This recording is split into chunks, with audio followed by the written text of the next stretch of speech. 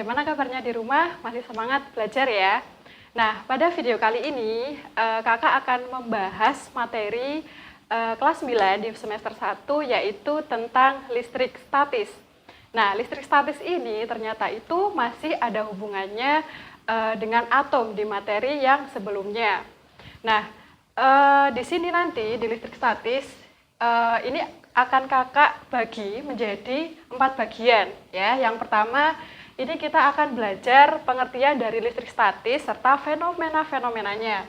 Yang kedua ada gaya kolom, yang ketiga medan listrik, dan yang terakhir adalah energi potensial listrik. Nah, untuk di video ini kakak hanya akan memberikan 2 subbab saja, yaitu tentang pengertian dari listrik statis beserta fenomenanya dan gaya kolom beserta soal-soalnya, baiklah soal yang level mudah dan soal yang tingkat sulit seperti soal HOTS. Nah, oke, langsung aja kita mulai.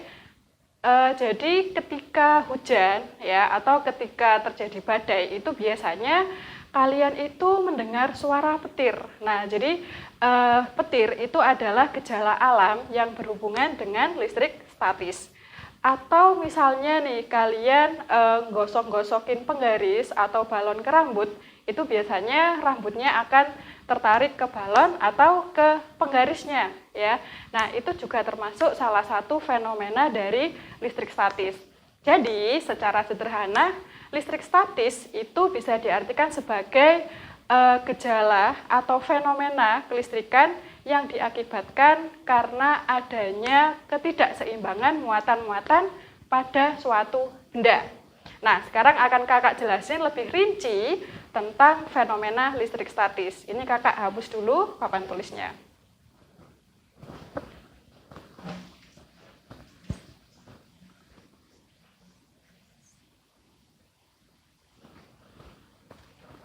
Jadi yang pertama, di sini kakak mau jelasin ya beberapa fenomena dari listrik statis. Itu yang pertama, jadi contohnya adalah adanya petir. Jadi petir itu ternyata karena adanya awan-awan di langit yang saling bergesekan sehingga nanti akan timbul kumpulan-kumpulan elektron ya. Maka elektron nanti akan berpindah ke bumi sehingga dia menyebabkan kilatan dan suara yang sangat besar.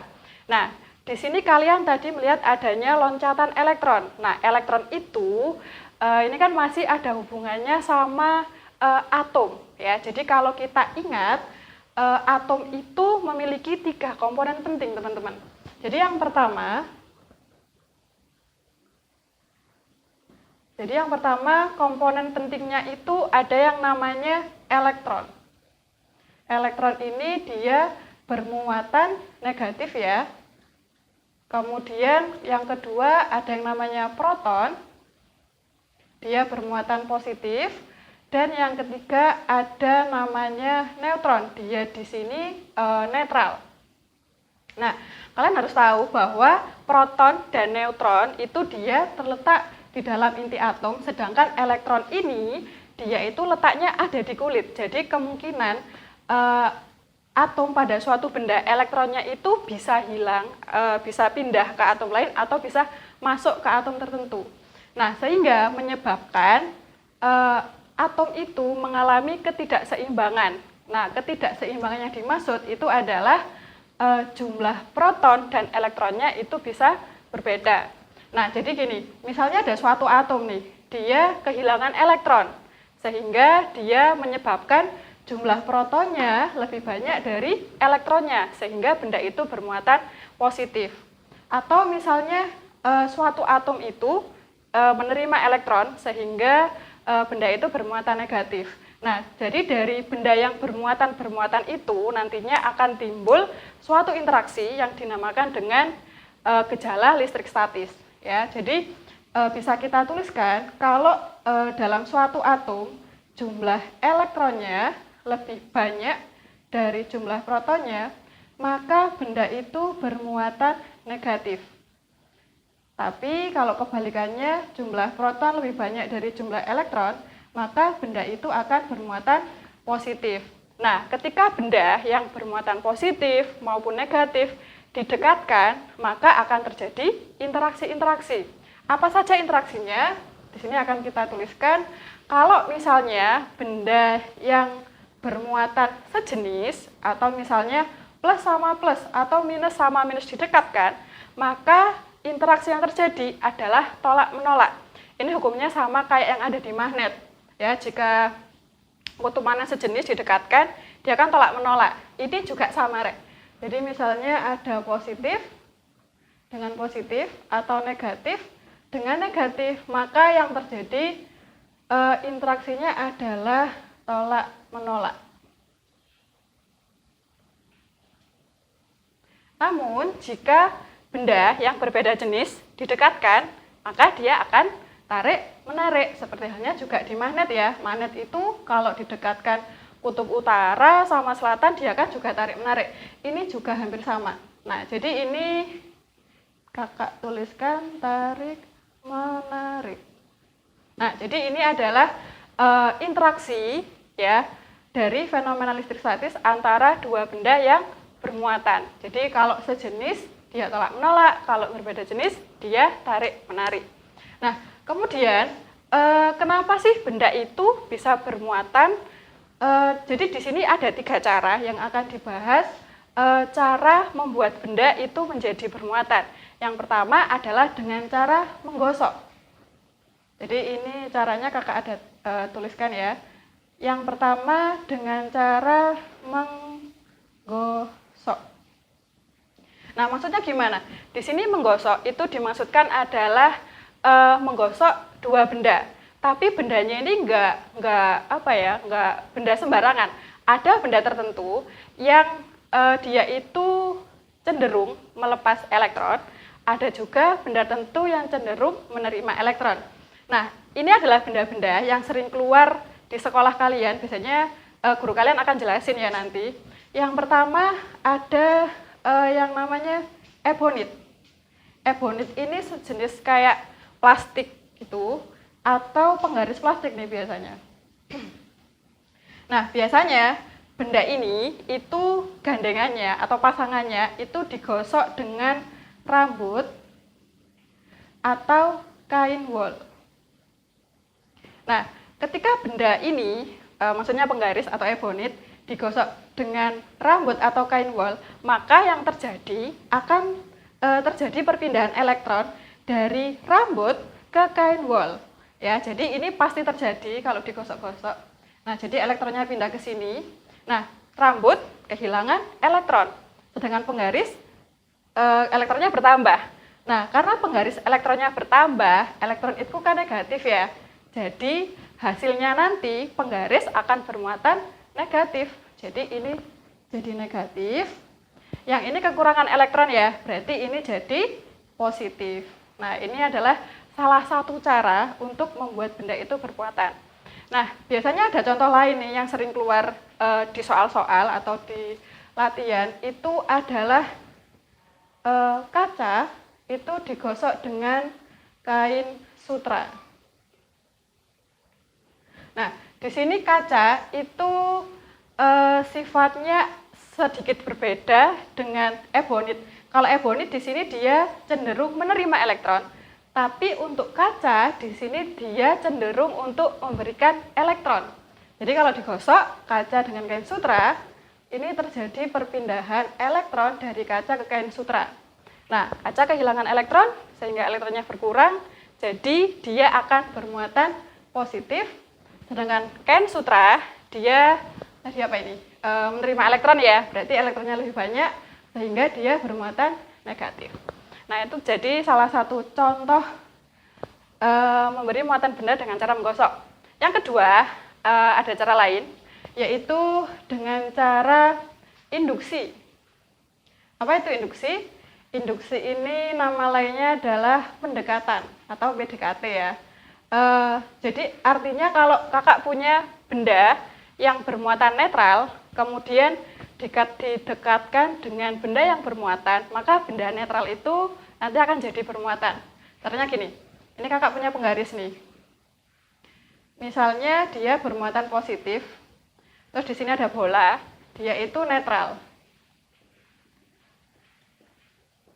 Nah, kayak gini.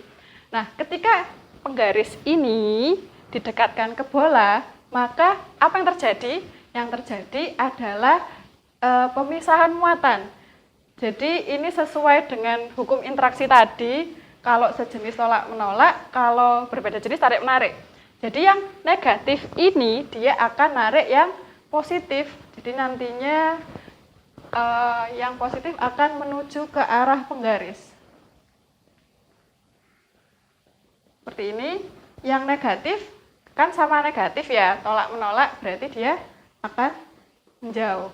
Nah, ketika benda ini digroundkan atau disalurkan ke bumi, nah jadi bumi ini sifatnya adalah konduktor yang sangat baik. Dia itu bisa menerima elektron sebanyak apapun. Jadi elektron ini nanti akan lari ke sini, elektronnya hilang, ini bendanya dijauhkan, maka benda yang diinduksi ini akan menjadi bermuatan positif. Jadi ini caranya induksi. Benda yang tadinya bola ini netral, sekarang menjadi positif. Jadi gitu ya. Terus yang terakhir adalah cara konduksi. Jadi jangan sampai kebalik besok ya. Ada induksi, ada konduksi. Kalau induksi itu hanya didekatkan saja, tapi kalau konduksi itu dia sampai menempel. Kayak gini. Ini misalnya bendanya netral ya. Plusnya 2, minusnya 2. Terus kakak tempelin penggaris yang bermuatan negatif. Nah, ketika didekatkan, otomatis nanti elektronnya akan loncat dari penggaris ke bolanya. Nah, sehingga dia menerima elektronnya lebih banyak, sehingga dia bermuatan negatif. Jadi kira-kira seperti itu caranya. Jadi diingat ada 3 caranya ya, dengan cara menggosok. Ini kalian hafalin 2 ini, karena ini sering banyak keluar di latihan atau di ulangan. Ini hasilnya yang kalian ingat, kalau ebonit sama rambut digosok, ebonitnya jadi negatif. Yang plastik itu negatif, yang berambut-rambut ini jadi positif. Kecuali kebalikannya ini, kaca sama kain sutra, kacanya positif, sutranya negatif. Terus yang kedua induksi, cuma dideketin aja. Kalau konduksi itu dia sampai menempel. Ya, jadi ini kira-kira beberapa penjelasan tentang fenomena dari listrik statis. Nah, kemudian di listrik statis nanti itu kalian akan ada persamaan, namanya adalah hukum Coulomb. Nah, hukum Coulomb itu hubungannya adalah tentang interaksi antara muatan. Nah, oke, tadi kakak udah jelasin ya tentang fenomena dan beberapa penjelasan tentang dari listrik statis. Nah, kali ini kakak akan membahas tentang persamaan pertama nih yang ada di listrik statis, yaitu tentang hukum Coulomb. Nah, jadi kakak tadi udah jelasin ketika ada 2 benda yang bermuatan ya. Muatan kan ada 2 ya, ada muatan positif dan ada muatan negatif. Ketika tadi ada muatan yang sejenis, ketika didekatkan, interaksi yang terjadi adalah tolak-menolak ya kalau sejenis. Atau misalnya negatif dengan negatif, yang terjadi juga sama, tolak-menolak karena dia muatannya sejenis. Tapi kalau muatannya berbeda, ada plus sama minus, jadi ini tadi tolak-menolak, ada plus sama minus, dia interaksinya adalah tarik-menarik. Nah, interaksi dari tolak-menolak maupun tarik-menarik inilah yang disebut dengan gaya Coulomb atau gaya listrik. Jadi kalau dia tolak-menolak berarti namanya gaya tolak-menolak, yang ini namanya gaya tarik-menarik. Di mana gaya ini disimbolkan dengan F. Jadi di sini ada F-nya, dia tolak-menolak, yang ini dia tarik-menarik. Nah, ternyata nilai dari gaya Coulomb ini, dia itu besarnya sebanding dengan besar kedua muatan. Jadi misalnya muatan yang pertama, ini angkanya dibesarkan, nilainya lebih besar, atau yang kedua ini lebih besar lagi, maka dia akan menghasilkan gaya yang lebih besar. Jadi kita bisa tuliskan di sini nilai gaya Coulomb sebanding dengan besar kedua muatan. Nah, muatan di dalam fisika di sini disimbolkan dengan Q. Karena ada muatannya ada 2 ya teman-teman, berarti kita bisa tuliskan Q1 dan Q2. Jadi yang pertama gaya kolom nilainya sebanding dengan besar kedua muatan. Yang kedua, ketika muatan ini jaraknya dijauhkan, ternyata dia itu nilai gayanya menjadi lebih kecil. Nah, berdasarkan dari penelitian nih, ketika gayanya ini dijauhkan 2 kali lebih besar, ya, jadi ini misalnya dijauhkan 2 kali lebih besar, ternyata dia menghasilkan gaya 1/4 lebih kecil. Atau misalnya dijauhkan lagi menjadi 3 kali semula, gayanya dia menjadi 1/9 kali semula. Nah, jadi ini apa hubungannya? Awalnya 2 jadi 1/4. Awalnya 3 jadi 1/9. Nah, kira-kira apa hubungannya di sini? Nah, ternyata hubungannya gaya dengan jarak itu adalah 1/r² atau berbanding terbalik dengan jarak yang dikuadratkan. Ya, ini kan 2 kuadrat 4, 3 kuadrat 9. Jadi bisa kita tuliskan bahwa gaya di sini berbanding terbalik dengan kuadrat jarak. Nah, jadi diingat-ingat ya, nanti kalau ada misalnya kayak soal teori gitu, gaya itu kira-kira sebanding dengan apa? Jadi kalian tinggal jawab, gaya itu besarnya sebanding dengan besar kedua muatan dan berbanding terbalik dengan jarak dari kedua muatan. Nah, dari sini kalian bisa merumuskan ya, nilai gaya itu dirumuskan seperti ini. F sama dengan K kali Q1 kali Q2 per R². Nah, jadi ini adalah persamaan dari gaya kolom, di mana F itu adalah gaya kolom atau gaya interaksi antara kedua muatan, satuannya Newton pastinya ya. Kemudian Q1, Q2 ini adalah besarnya muatan, satuannya adalah kolom, R adalah jarak dari kedua muatan, satuannya yang pasti satuan SI yaitu meter kuadrat, dan di sini kalian lihat ini ada K. Apa itu K? Di sini K adalah konstanta atau nilai pembandingnya. Nilai K yang namanya konstanta itu berarti nilainya selalu tetap, Rek. Berapa nilainya? Nilainya adalah K sama dengan 9 kali 10 pangkat 9, satuannya adalah Newton meter kuadrat per kolom kuadrat. Oke, jadi diingat-ingat ya, ini rumus dari gaya listrik atau gaya kolom, rumusnya adalah F sama dengan K kali Q1 Q2 per R². Nah, oke, untuk lebih memahaminya atau lebih jelasnya, kakak akan memberikan contoh soal untuk yang pertama. Nah, oke, tadi di sebelumnya kakak sudah menjelaskan tentang pengertian dari listrik statis beserta fenomena-fenomenanya.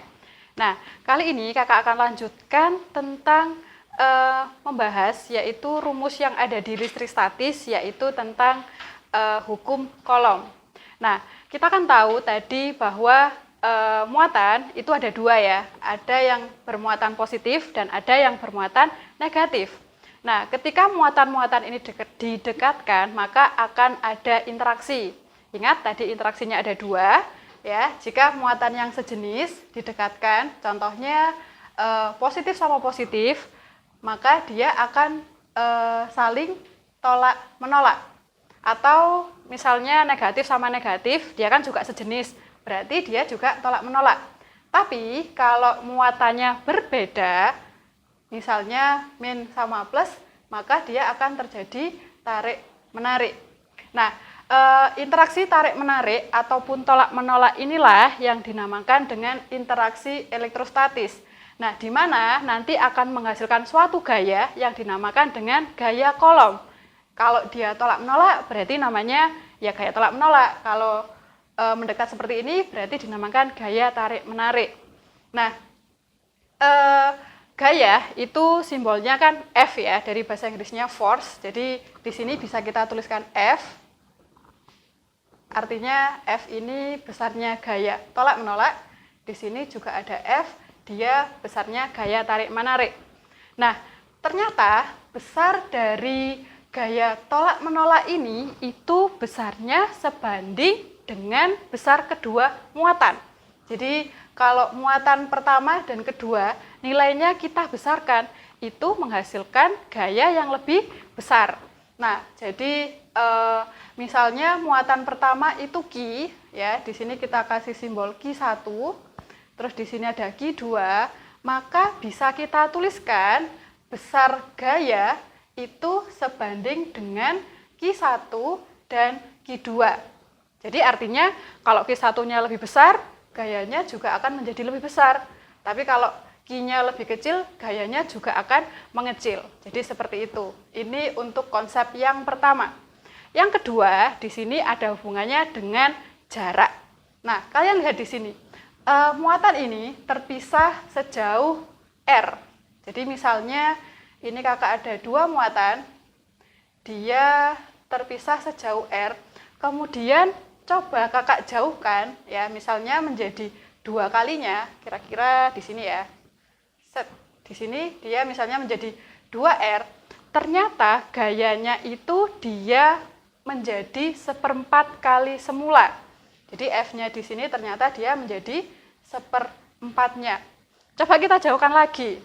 Misalnya di sini tak jauhkan lebih jauh, di sini ya, ini 3 kalinya nih, 3R.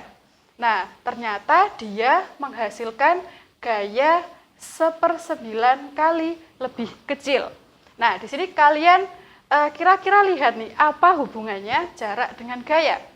Kalian lihat, ini 2 nilainya, di sini 1/4. Di sini 3, di sini nilainya 1/9. Jadi hubungannya adalah nilai R-nya ini dikuadratkan, kemudian diseper. Artinya dia nilainya itu berbanding terbalik dengan R yang dikuadratkan. Ya, jadi 2 jadi 1/4, 3 jadi 1/9. Jadi artinya di sini gaya kolom atau gaya listrik dia nilainya berbanding terbalik dengan kuadrat jarak. Jadi yang kedua bisa kita tuliskan bahwa F itu berbanding terbalik dengan kuadrat jarak. Jadi ini konsep yang pertama tadi ya, di mana gaya sebanding dengan kedua muatan, yang kedua gaya berbanding terbalik dengan jarak dari kedua muatan. Nah, kemudian sehingga dari dua konsep ini kita bisa tuliskan persamaan gaya kolom adalah F sama dengan K dikali Q1 dikali Q2 per R kuadrat. Jadi ini rumus yang wajib kalian hafal ya, yang salah satu rumus wajib yang harus kalian hafal di bab listrik statis, yaitu rumus gaya kolom. Rumusnya adalah F sama dengan K Q1 Q2 per R kuadrat. Atau biasanya untuk memudahkan menghafal, itu rumusnya gaya adalah K Q remuk. Ya, jadi diingat K Q remuk itu adalah rumus dari gaya kolom. Nah, sekarang untuk keterangannya nih, untuk F di sini kakak tadi udah jelasin, F itu adalah gaya atau gaya kolom ya. Satuannya adalah Newton untuk satuan SI-nya. Oke, kemudian ada Q1 dan Q2. Q1 dan Q2 itu adalah besar muatan. Satuannya adalah kolom. Nah, tapi hati-hati, biasanya di contoh soal yang sering keluar, itu satuannya nggak langsung kolom, tapi biasanya dituliskan dengan mikrokolom atau nanokolom. Jadi, di sini kakak kasih catatan bahwa nanti kalau misalnya satuannya mikrokolom, misalnya 1 mikrokolom, kalian wajib diubah dulu ke kolom. Nilainya adalah kamu harus mengalihkan 10 pangkat min 6, jadinya nanti kolom. Yang kedua, yang sering keluar lagi itu adalah nanokolom. Nah, kalau nano itu adalah 1 kali 10 pangkat min 9 kolom. Jadi wajib ya diingat-ingat kalau di soal yang diketahui masih mikro atau nano, wajib kalian konversi dulu ke satuan SI-nya. Oke?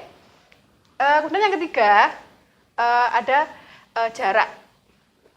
Nah, jarak itu adalah ini, R. Jarak satuannya yang pasti untuk satuan SI-nya adalah meter. Tapi di soal yang sering keluar itu biasanya pakai sentimeter.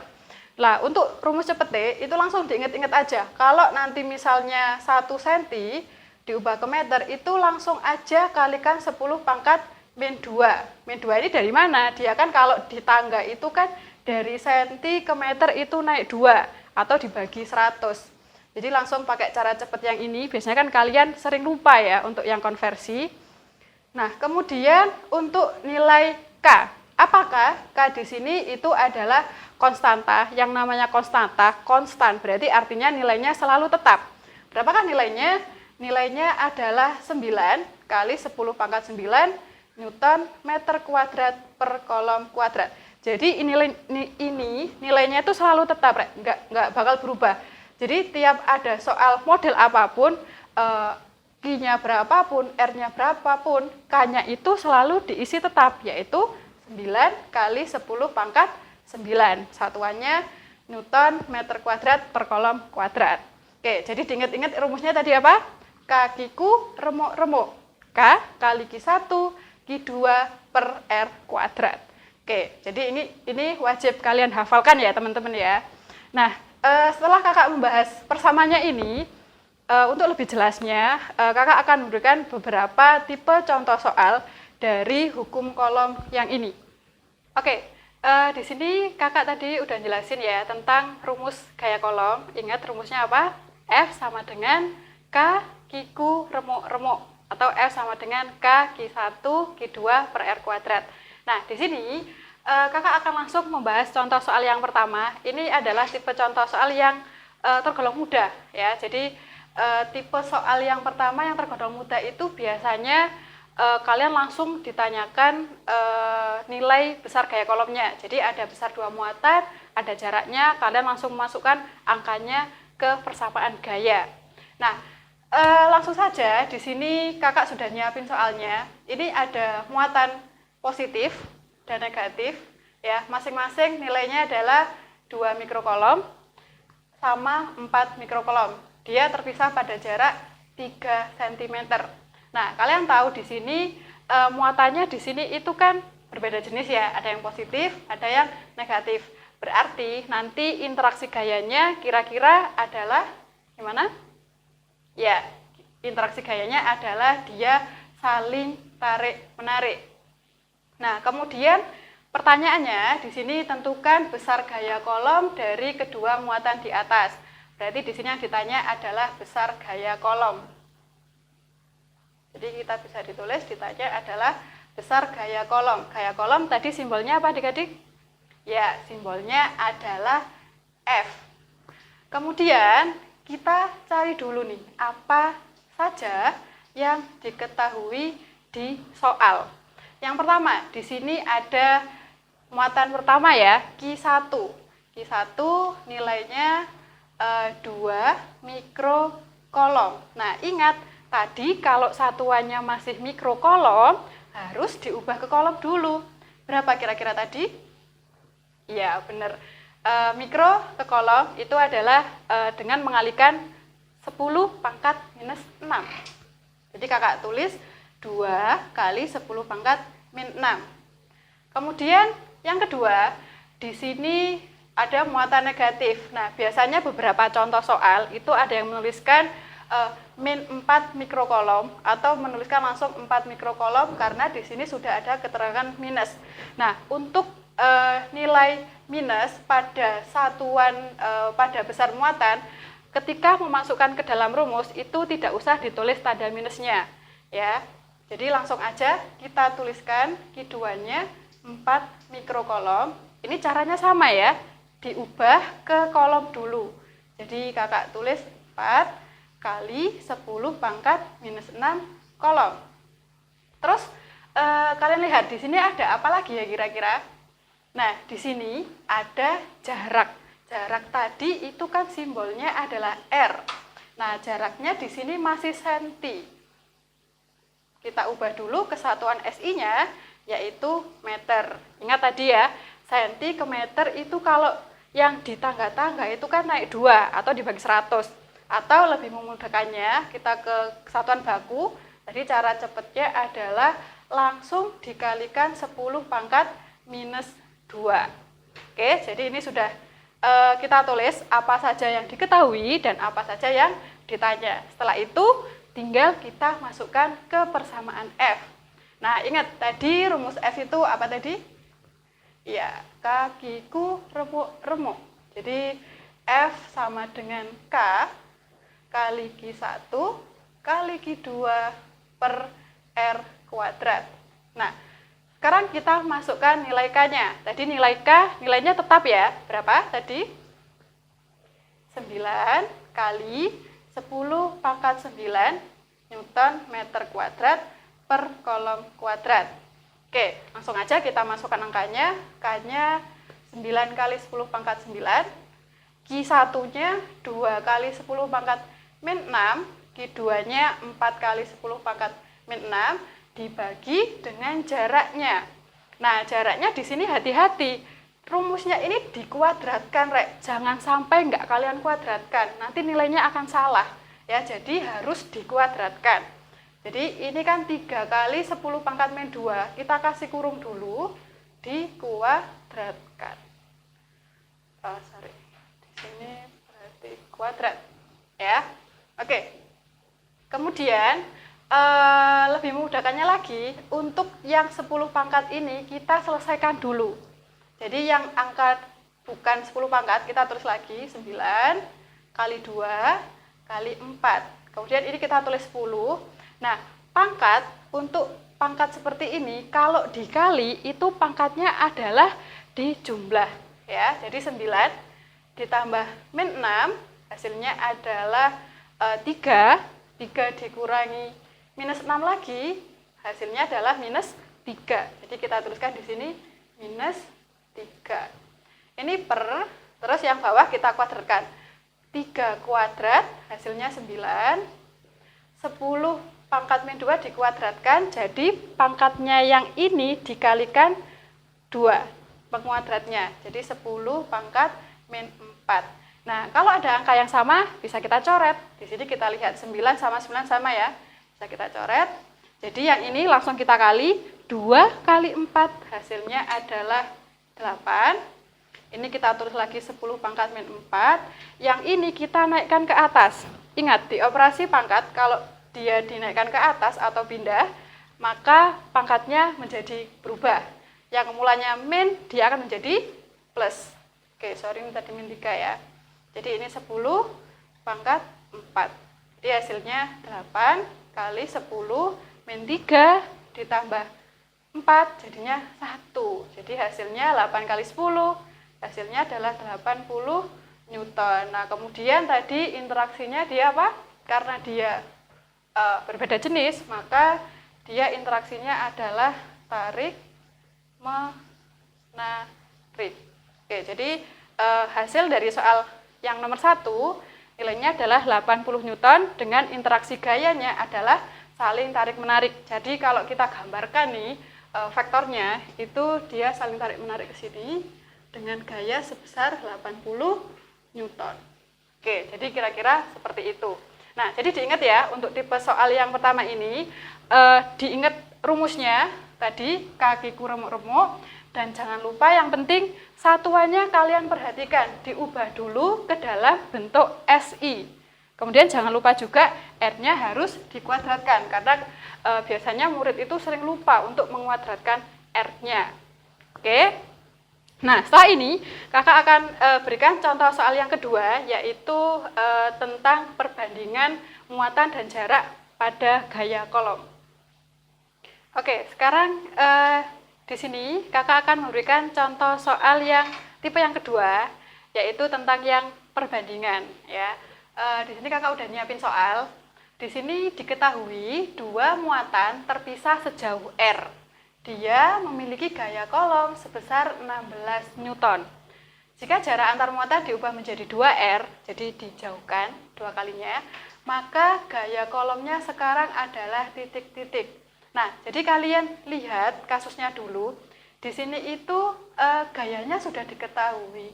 Jarak pertama juga sudah diketahui ya.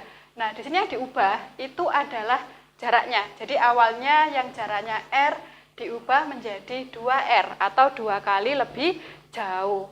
Nah, jadi di sini kita ambil hubungan antara gaya dengan jarak.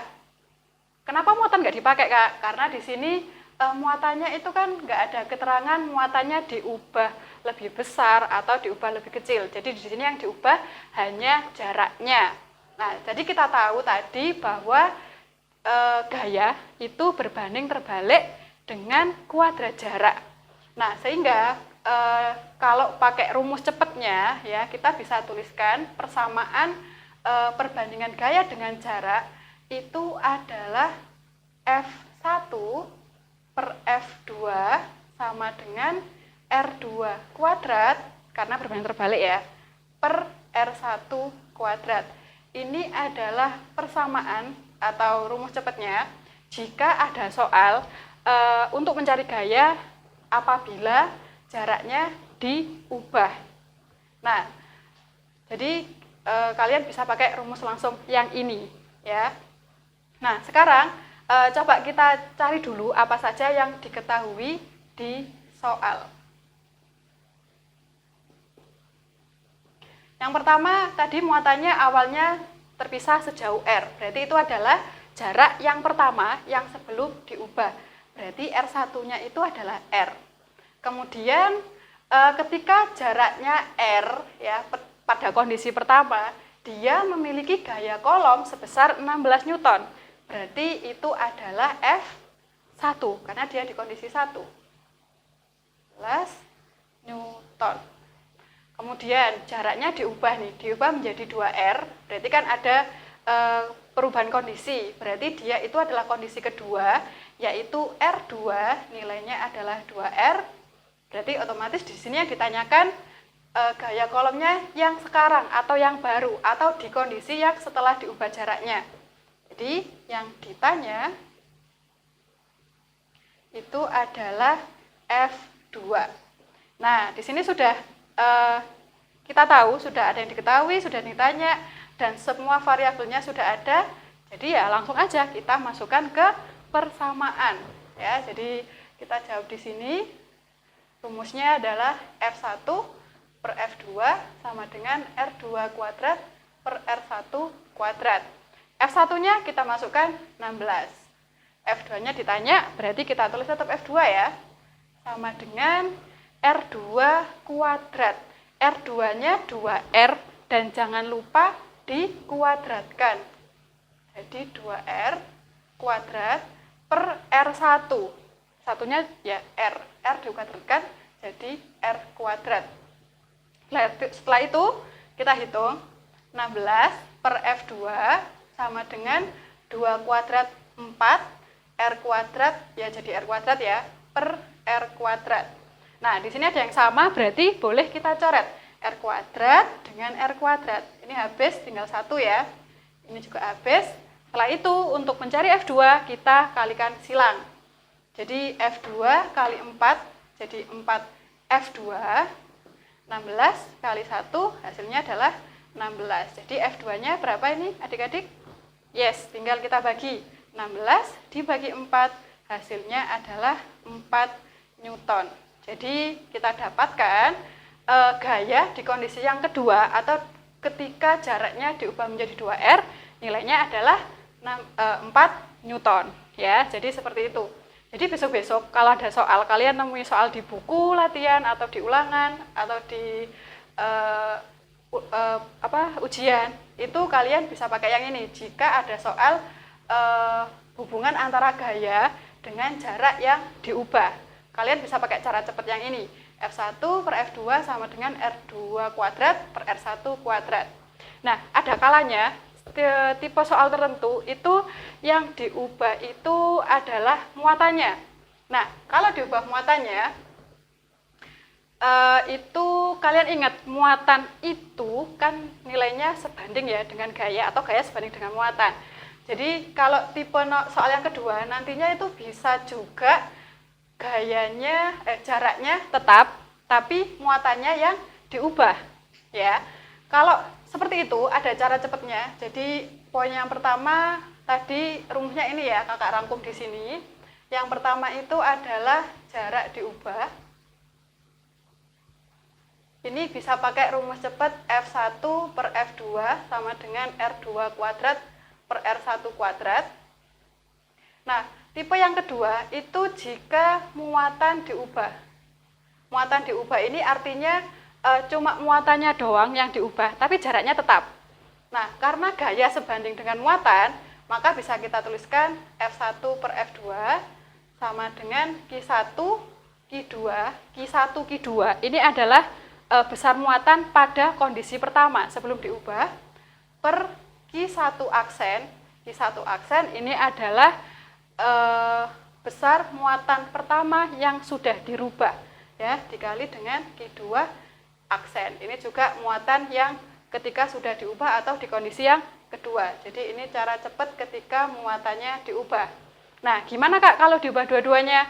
Kalian bisa pakai perbandingan cara langsung, pakai rumus yang awal, atau gabungan dari dua rumus ini.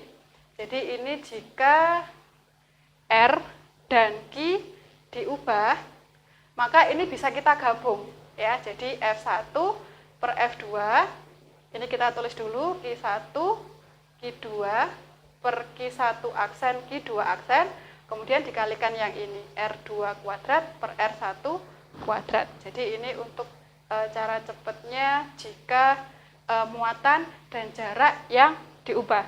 Jadi kira-kira ada 3 ini poin untuk tipe soal yang perbandingan, baik perbandingan jarak, dia pakai ini, F1, F2, R2 kuadrat per R1 kuadrat.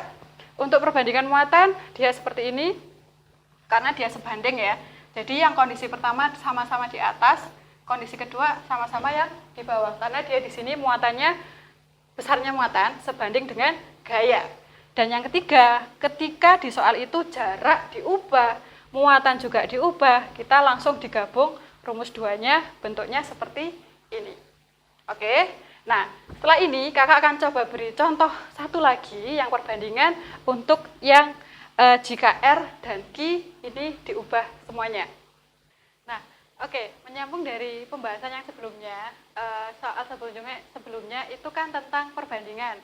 Jadi tipe soal untuk perbandingan di gaya kolom itu ada 3 jenis ya. Kakak tadi udah jelasin kalau yang diubah jaraknya itu pakai yang pertama ini. Tadi sudah kakak kasih contoh soal beserta pembahasannya. Kalau muatannya diubah bisa pakai yang kedua, yang seperti ini. Dan jika jarak dan muatan kedua-duanya diubah, kalian bisa pakai cara yang ini. Nah, cara yang ketiga ini justru yang sering banyak keluar di ulangan atau di ujian. Nah, berikut ini kakak sudah nyiapin contoh soalnya untuk yang tipe yang ketiga, yaitu R dan Q yang diubah. Jadi perhatikan soalnya di sini. Di sini pertama ada 2 muatan. Ini untuk kondisi 1 ya, ketika belum diubah. Awalnya Q1-nya itu besarnya Q besar ini, Q2-nya juga Q. Dia terpisah pada jarak R ya. Kemudian dia memiliki gaya kolom sebesar F. Nah, jadi ini untuk kondisi yang pertama. Kondisi yang kedua, di sini dijelaskan jika muatan Q diperbesar menjadi 2Q, jadi yang awalnya Q dia menjadi 2Q, kemudian Q2 ini dia menjadi 4Q. Jadi awalnya Q2Q menjadi 4Q, serta jaraknya diubah menjadi 2R atau dijauhkan 2 kali lebih jauh ya, awalnya R jadi 2R, maka berapakah nilai gaya kolomnya? Yang mulanya nilainya adalah F. Nah, jadi kita tulis dulu yang diketahui untuk kondisi yang pertama. Kondisi yang pertama berarti ada F1, ada Q1, ada Q2, dan R1. F1-nya diketahui besarnya adalah F, Q1-nya Q, ini ya, Q2-nya Q, kemudian R1-nya adalah R. Kemudian di kondisi yang kedua yang sudah dirubah, F2-nya otomatis yang ditanyakan, karena di sini nilai gaya kolomnya menjadi titik-titik. Berarti F2-nya yang ditanya. Terus di sini Q1, berarti kondisi kedua itu ada aksennya di sini adik-adik ya. Berarti Q1 aksen itu nilainya adalah berapa ini? 2Q. Kemudian Q2 aksen kondisi yang kedua jadi 4Q. Serta R2-nya jarak yang kedua adalah 2R. Nah, setelah menentukan variabel-variabel yang dibutuhkan atau besaran yang dibutuhkan, langsung saja kita pakai persamaan yang ketiga, karena di sini F diubah, R juga diubah. Jadi langsung kita masukkan ke persamaannya. Nah, persamaannya ini ya, kita tuliskan lagi. Nah, oke, di pembahasan soal yang sebelumnya, yaitu kan tentang perbandingan yang dimana jaraknya diubah. Nah, menyambung pembahasan yang tadi, itu kakak sudah ngerangkumin 3 rumus cepet ya tentang perbandingan. Yang pertama, jika jaraknya yang diubah, kalian bisa pakai rumus yang pertama. Kalau muatannya diubah tapi jaraknya tetap, kalian bisa pakai persamaan yang kedua, yang ini. Tapi kalau jarak dan muatan kedua-duanya dirubah, kalian bisa pakai rumus yang ketiga yang bentuknya seperti ini kira-kira. Nah, sekarang kakak akan memberikan contoh soal tentang yang ketiga, di mana muatan diubah, jaraknya juga diubah. Nah, di sini ada soalnya. Jadi di sini untuk kondisi pertama itu ada 2 muatan, ya. Awalnya besarnya adalah Q, yang satunya juga Q. Dia ini terpisah sejauh R, dan 2 muatan ini mempunyai gaya. Gayanya di sini tidak diketahui nilainya. Di sini dituliskan sebesar F. Nah, kemudian terjadi perubahan kondisi nih. Muatan satunya itu dia berubah menjadi 2Q. Dan muatan keduanya diubah menjadi 4Q. Jadi di sini muatannya kedua-duanya berubah. Kemudian kita lihat lagi di sini. Awalnya jaraknya R ya. Jadi di sini dia juga mengalami perubahan jarak. Yang awalnya R dia menjadi 2R. Nah, karena muatan berubah, jarak juga berubah, otomatis gaya kolomnya nanti juga akan berubah. Nah, menjadi berapakah berubahnya itu kita bisa cari pakai rumus yang ketiga, yang persamaannya seperti ini. Nah, sebelum masuk ke rumus, kita tulis dulu apa saja yang diketahui pada keadaan pertama dan keadaan yang sesudah dirubah. Jadi kita tuliskan di sini untuk kondisi 1 atau kondisi sebelum dirubah. Diketahui pertama muatannya sama-sama Q ya. Q1, Q2, nilainya adalah Q dan Q. Kemudian jarak awalnya adalah R.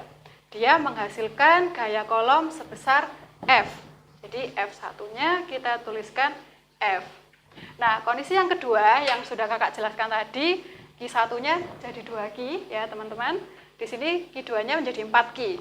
Nah, langsung aja kita tulis kondisi 2, Q1 aksen. Jadi harus ada bedanya ya.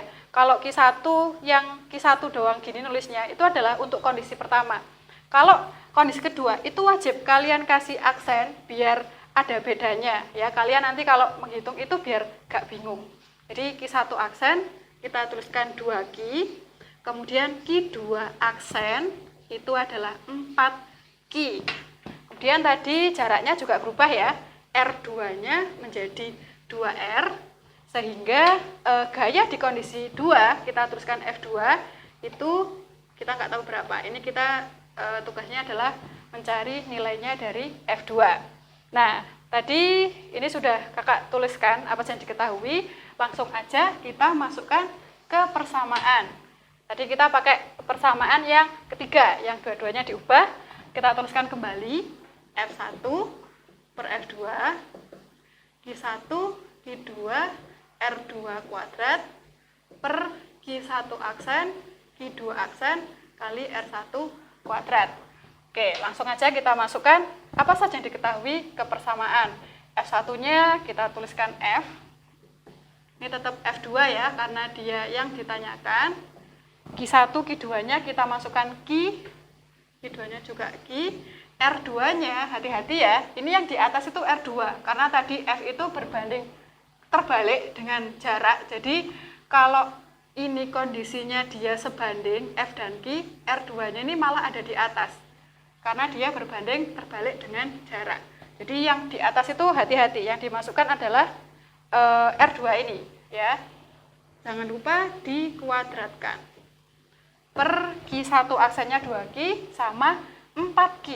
Kita tulis 2Q kali 4Q dikali R1-nya adalah R kuadrat. Oke. Untuk di sini nanti kalau ada variabel yang sama atau besaran yang sama nanti bisa kita coret ya untuk memudahkan. Jadi kita coret Q, ini Q. Nah, setelah itu kita hitung lagi F per F2. Ini jangan lupa dikuadratkan ya adik-adik ya. 2 kuadrat jadi 4R kuadrat, karena ini sudah habis tinggal satu-satu. Kemudian per 2 kali 4 dikali dengan R kuadrat. Nah, ini kan ada yang sama lagi nih. Ini bisa kita coret. 4 sama 4 bisa kita coret nih. Kemudian R kuadrat sama R kuadrat bisa kita coret. Jadi yang atas ini tinggal 1. Setelah itu untuk mencari F2 tinggal kita kali silang. Jadi F2 kali 1 jadinya F2. 2 dikali F jadinya 2F. Nah, ternyata kita udah dapet nih gaya di kondisi yang kedua setelah muatan dan jaraknya dirubah seperti ini, kita menghasilkan gaya kolom sebesar 2F. Jadi kira-kira seperti ini caranya. Oke, jadi diingat ya. Yang paling penting diingat ini persamaannya. Jadi yang pertama tadi diingat lagi, kalau jarak yang diubah pakai yang ini. Ingat, ini kalau jarak itu selalu berbanding terbalik dengan gaya ya. Jadi ini F1, F2, ini duanya ada di atas, dia berbanding terbalik. Kalau muatan diubah pakai persamaan yang ini. Kalau muatan dan jarak yang diubah pakai persamaan yang ketiga. Oke, jelas adik-adik ya. Nah, kemudian setelah ini kakak akan lanjutkan contoh soal ketika ada 3 muatan yang saling berinteraksi, bagaimanakah cara mencari gaya kolom di salah satu muatan tersebut. Nah, oke, di sini kakak akan lanjutkan membahas soal masih di bab gaya listrik statis ya, khususnya untuk di hukum kolom. Nah, di sini kakak udah nyiapin tipe soal yang levelnya agak sedikit lebih sulit ya, yaitu ketika ada 3 muatan yang saling berinteraksi. Nah, kira-kira tipe soalnya itu seperti ini. Nah, coba di sini perhatikan, kalau kalian lihat ya, di sini ada 3 muatan. Ada muatan A positif, besarnya 2 mikrokolom. Muatan B di sini negatif, ya, besarnya 3 mikrokolom. Kemudian ada muatan C, dia positif, besarnya adalah 4 mikrokolom. Di mana ketiga muatan ini dia itu saling berinteraksi. Terus jaraknya dia terpisah, untuk jarak A dan B terpisah 1 cm, B dan C terpisah 2 cm. Pertanyaannya adalah tentukan nilai gaya kolom di muatan B. Nah, karena gaya kolom ini merupakan gaya interaksi antara muatan, jadi di sini muatan B itu dia terjadi 2 interaksi. Yang pertama, B ini berinteraksi dengan muatan A. Yang kedua, B ini ternyata juga berinteraksi dengan muatan C. Nah, kita tahu gaya interaksi yaitu kan ada yang tolak menolak, ada yang tarik menarik. Kalau dia muatannya berbeda, kayak yang soal ini, B sama A negatif dan positif, maka dia akan ada interaksi gaya tarik menarik. Terus B sama C ini ternyata juga sama nih. B sama C dia berbeda muatan, berbeda jenis ya muatannya, sehingga dia juga gayanya itu saling tarik menarik. Nah, untuk menjawab tipe soal seperti ini, kita gambarkan arah gayanya dulu pada muatan yang ditanyakan.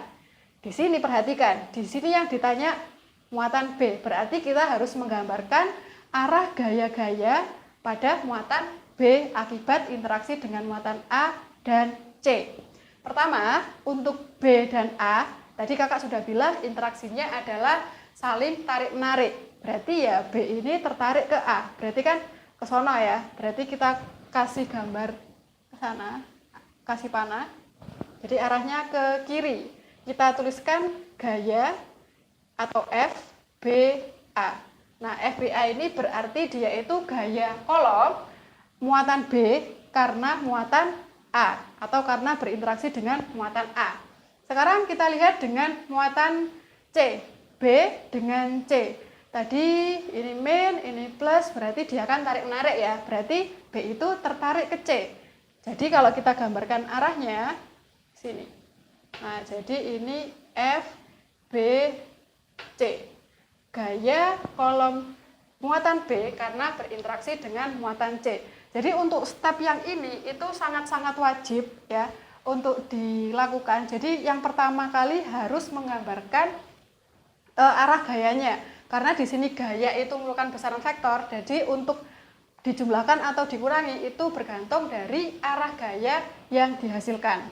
Oke, sekarang kita jawab untuk besar gaya di B, karena dia ini vektor, ya, ada yang ke kanan, ada yang ke kiri, kita pakai perjanjian. Yang ke kanan, kita anggap positif misalnya. Kita anggap positif gayanya, yang ke kiri kita anggap negatif. Nah, sehingga kita bisa tuliskan resultan gaya atau total gaya di muatan B. Nah, kita tuliskan yang ke kanan kan positif. Kita lihat yang ke kanan yang mana? Ya, yang ini ya, FBC. Berarti kita tuliskan positif FBC atau kita langsung tulis FBC. Kemudian yang FBA ternyata ke kiri. Ke kiri kan negatif. Berarti langsung negatif FBA.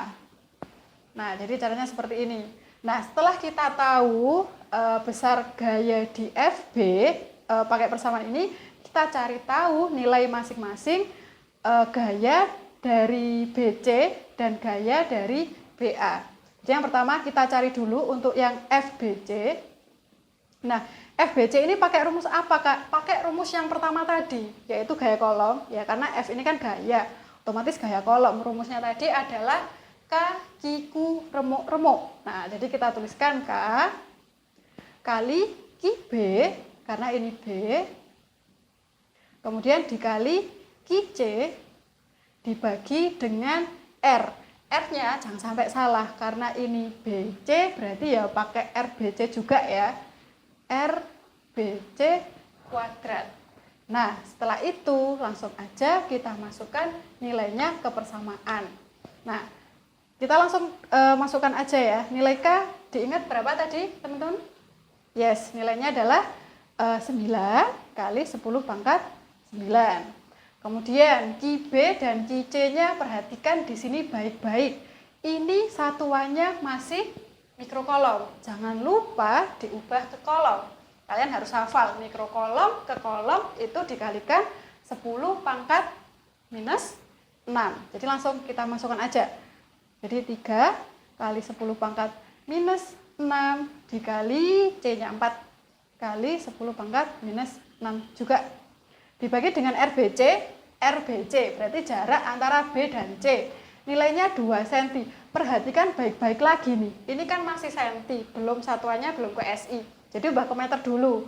Ingat ya tadi, senti ke meter itu dikali 10 pangkat min 2. Dan jangan lupa lagi-lagi harus dikuadratkan.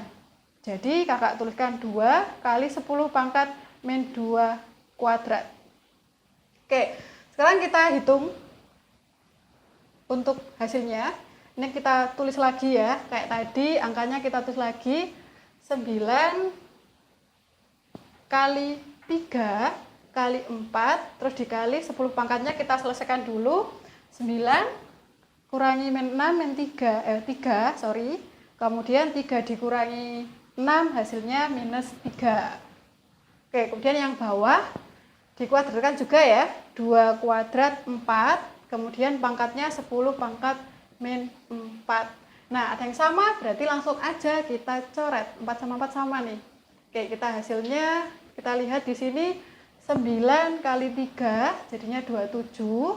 Ini tetap kita tulis 10 pangkat min 3, yang ini naik ke atas, pangkatnya jadi positif. Jadi 10 pangkat 4. Jadi 27 dikali min 3 tambah 4, hasilnya 1. Hasilnya berarti 270 Newton. Oke, yang pertama kita sudah dapat nih. Di sini berarti langsung kita isi FBC-nya 270 ya. 70 Newton dikurangi yang FBA, kita belum tahu. Jadi kita harus cari tahu dulu nilai FBA-nya. Cara menghitungnya hampir sama dengan mencari FBC. Jadi kalau FBA sama dengan K kali QB kali QA per RBA kuadrat. Oke, sekarang kita masukkan dengan cara yang sama. Ini sama, 9 kali 10 pangkat 9. Kemudian QB-nya juga sama, tapi jangan lupa lagi ya, satuannya harus kalian ubah ke SI dulu. Jadi QB-nya 3 kali 10 pangkat min 6, QA-nya 2 mikrokolom toh, berarti jadi 2 kali 10 pangkat min 6 kolom. Kemudian jaraknya di sini hati-hati, jangan sampai kebalik. Tadi RBC-nya 2, berarti RAB, jarak A dengan B atau B dengan A sama saja. Jaraknya adalah 1 cm. Jangan lupa diubah ke meter dengan dikalikan 10 pangkat minus 2. Dan jangan lupa dikuadratkan. Oke, sekarang kita hitung. Ini 9 kali 3 kali 2. Yang atas 9, pangkatnya ditambah ya. 9 min 6, 3 dikurangi ini lagi jadi min 3 per 1 kuadrat dikali 10 pangkat min 4. Nah, berarti hasilnya 9 kali 3, 27. 27 kali 2, hasilnya adalah 54. Oke, kemudian ini dikali 10 pangkat min 3, pangkatnya naik jadi positif. Caranya hampir sama pakai yang tadi pokoknya. Jadi tinggal 54 kali 10 pangkat 1, hasilnya adalah 540 Newton. Nah, sekarang udah ketemu dua-duanya nih. Tadi mana ya? Oh ini, FBC ketemu 270 Newton, FBA ketemu 540 Newton. Langsung aja kita masukkan ke persamaan vektornya.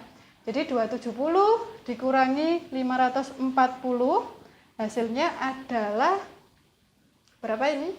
270 juga ya. Ini dikurangi, hasilnya minus tapi 270 kurangi 540 minus 270 Newton. Jadi kita ketahui besar gaya di muatan B adalah 270 Newton.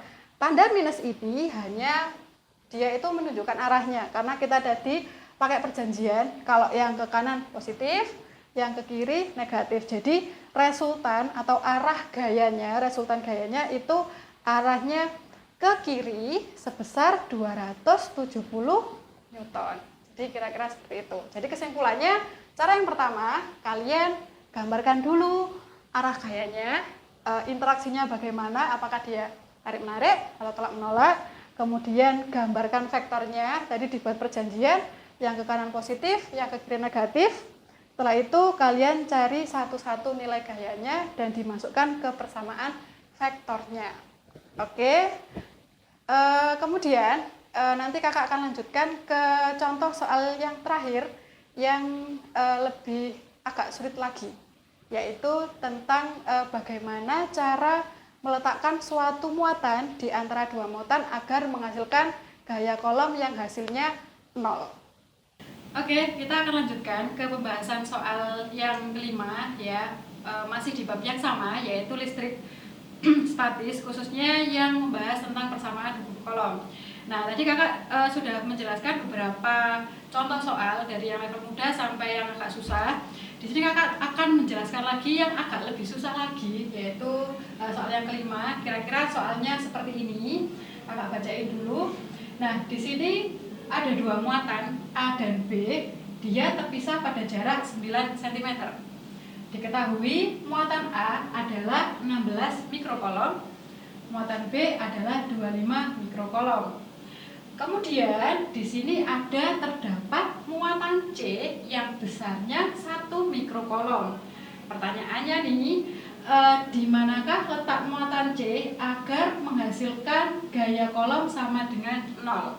Jadi intinya itu kita itu harus meletakkan muatan C itu di mana di daerah sini agar dia menghasilkan resultan gaya kolom sama dengan 0. Nah, ini ada tipsnya untuk mengerjakan soal ini ya. Jadi untuk soal yang model pertama itu adalah muatan awalnya, dua muatan awal ini dia jenis muatannya sama, positif sama positif, negatif sama negatif. Nah, kalau muatannya sama, muatan yang ketiga ini harus diletakkan di antara atau di dalam sini, di antara kedua muatan yang awal atau A sama B. Ya, jadi kalau tips yang pertama ya, kalau muatan sama, jenis muatan sama,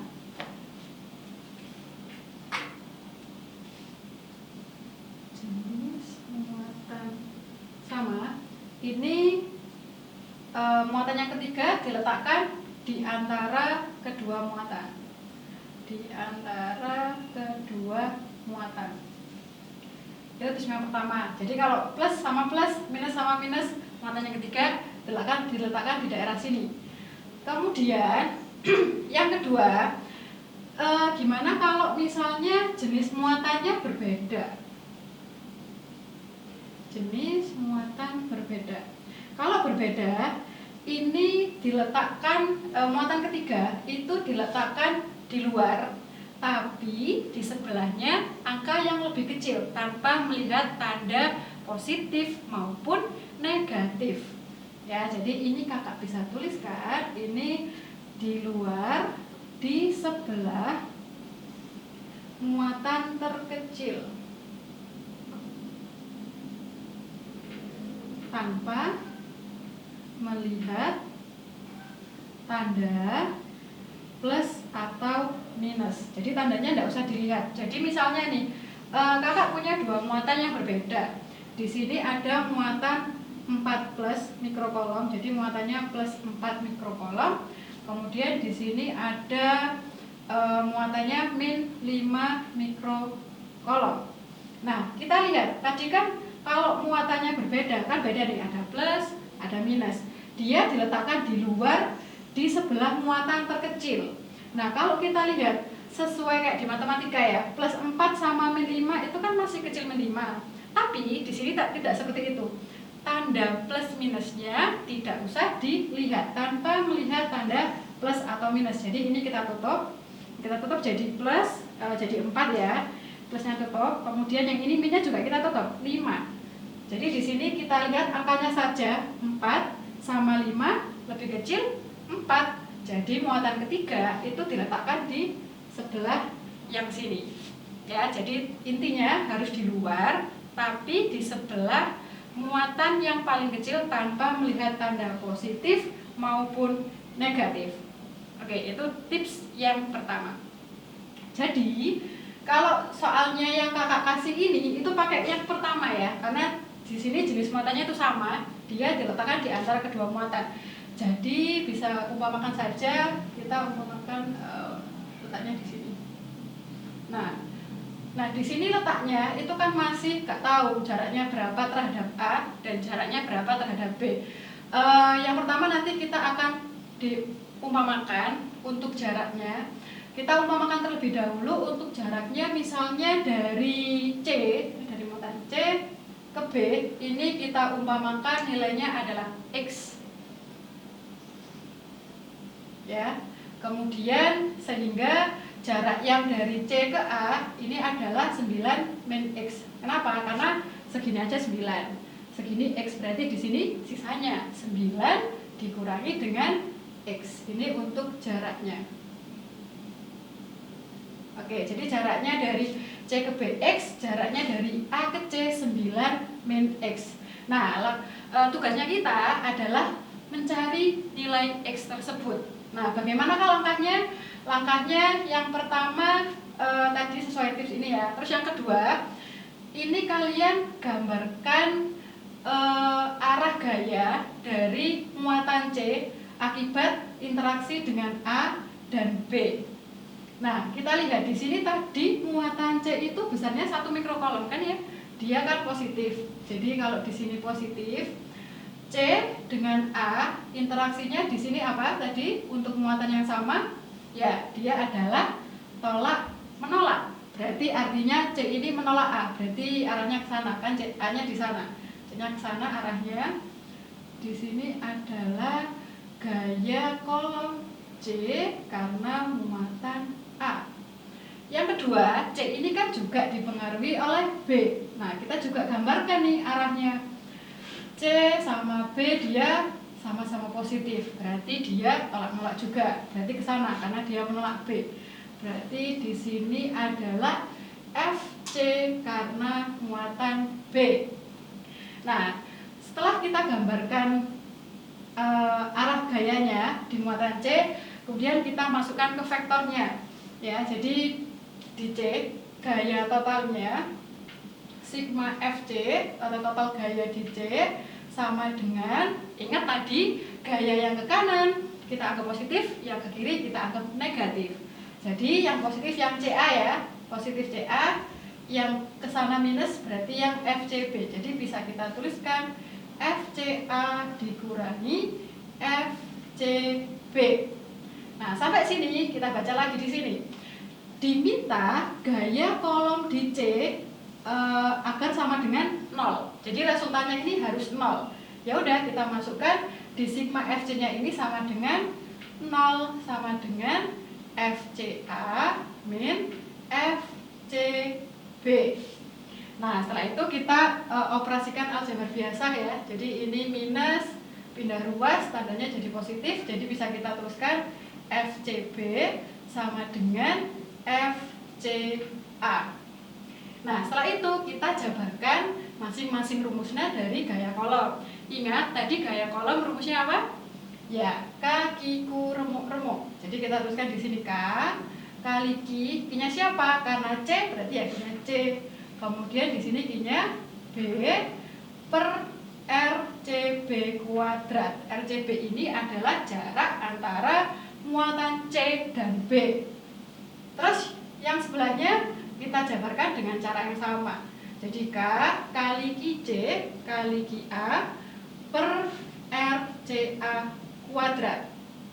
Oke, sampai sini ini pakai hitungan biasa yang sama, boleh kita coret antara ruas kanan dan ruas kiri. Ini K-nya sama nih, bisa kita coret K sama K. Kemudian ada lagi ya, di sini ada C sama C. Nah, sehingga kesamaannya dia menjadi QB per RCB kuadrat sama dengan QA per RCA kuadrat. Nah, sampai sini baru kita masukkan angka yang diketahui. Di sini QB-nya adalah 25 mikrokolom. Per RCB kuadrat, kita lihat tadi C ke B jaraknya tadi kita umpamakan X. Jadi kita kuadratkan X-nya. Jangan lupa dikuadratkan ya. X kuadrat. Ini sama dengan QA. QA-nya ini kalian lihat 16 mikrokolom.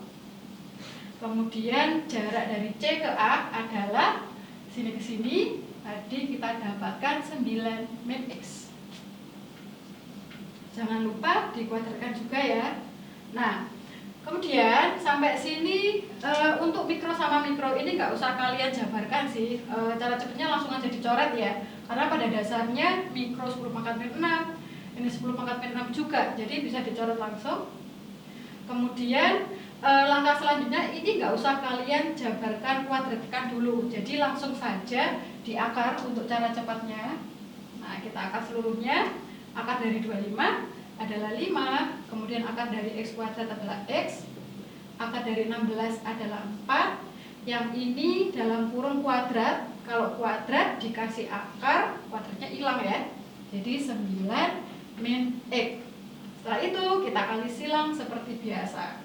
Jadi hasilnya ini kali ini jadi 4X sama dengan 5 kali 9, 45. Yang sini 5 dikalikan min X jadi min 5X. Setelah itu kita operasikan seperti biasa ya, minnya pindah ke sana, jadi 4X plus 5X sama dengan 45. Ini 9X dijumlah sama dengan 45, jadi X-nya kita dapatkan 45 bagi 9, hasilnya adalah 5. Jadi ini bisa kita tulis, hasilnya adalah 5 cm. Nah, satuannya ngikutin jarak yang di soal. Yang di soal ini kan senti ya, 9 cm. Berarti di sini juga mengikuti 5 cm. Nah, sekarang udah kita dapatkan nih, nilai X-nya itu adalah 5 cm. Oke, berarti kita udah tahu letaknya. Jadi QC terhadap QB itu kan X ketemu 5, jaraknya adalah 5 cm. Kemudian yang dari C ke A, tinggal dikurangi aja ya, 9 kurangi X, 9 kurangi 5 hasilnya adalah 4. Oke, jadi sudah terjawab di manakah muatan C diletakkan agar dia menghasilkan gaya kolom 0. Jawabannya adalah 5 cm dari muatan B dan 4 cm dari muatan A.